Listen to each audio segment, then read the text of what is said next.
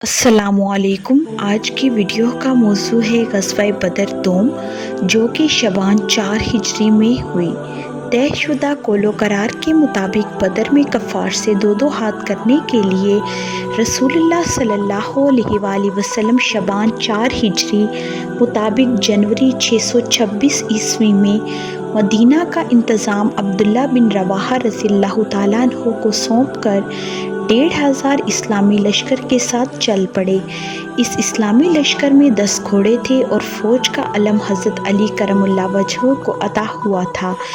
آپ صلی اللہ علیہ وآلہ وسلم اپنی فوج کے ساتھ بدر پہنچ کر خیمہ زن ہو گئے اور ابو سفیان کا انتظار کرنے لگے۔ ادھر مکہ سے ابو سفیان اپنے 2000 لشکر کفار کے ساتھ بدر کے لیے روانہ ہوا۔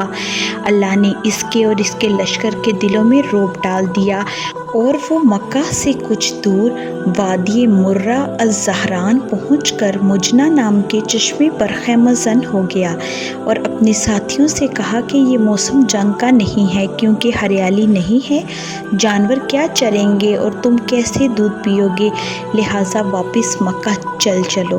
ابو سفیان کی اس بات پر کسی نے اعتراض نہیں کیا اور سب نے مکہ واپسی کی راہ لی۔ رسول اللہ صلی اللہ علیہ وآلہ وسلم نے بدر میں 8 روز ٹھہر کر ابو سفیان اور لشکر کفار کا انتظار کیا اور اس کے بعد اس شان سے مدینہ لشکر لے گئے کہ مشرکین کے دلوں پر ان کی دھاک بیٹھ چکی تھی اور دشمن پر ان کی گرفت مضبوط ہو چکی تھی۔ ماہ شعبان 4 ہجری میں حضرت امام حسین رضی اللہ تعالیٰ عنہ پیدا ہوئے۔ اسی سال شراب حرام ہوئی۔ اسی سال عبداللہ بن عثمان رضی اللہ تعالیٰ عنہ یعنی رسول اللہ صلی اللہ علیہ وآلہ وسلم کے نواسے نے 6 سال کی عمر میں وفات پائی۔ حضرت علی کرم اللہ وجہہ کی والدہ فاطمہ بنت اسید رضی اللہ تعالیٰ عنہا اسی سال انتقال کر گئیں۔ اسی سال عبدالسلام مخزومی کی وفات کے بعد ان کی بیوی ام سلمہ رضی اللہ تعالیٰ عنہ سے آپ صلی اللہ علیہ وآلہ وسلم نے نکاح فرمایا۔ کل کی ویڈیو میں ہم غزوہ خندق کے بارے میں بات کریں گے، جو شوال 5 ہجری میں ہوئی۔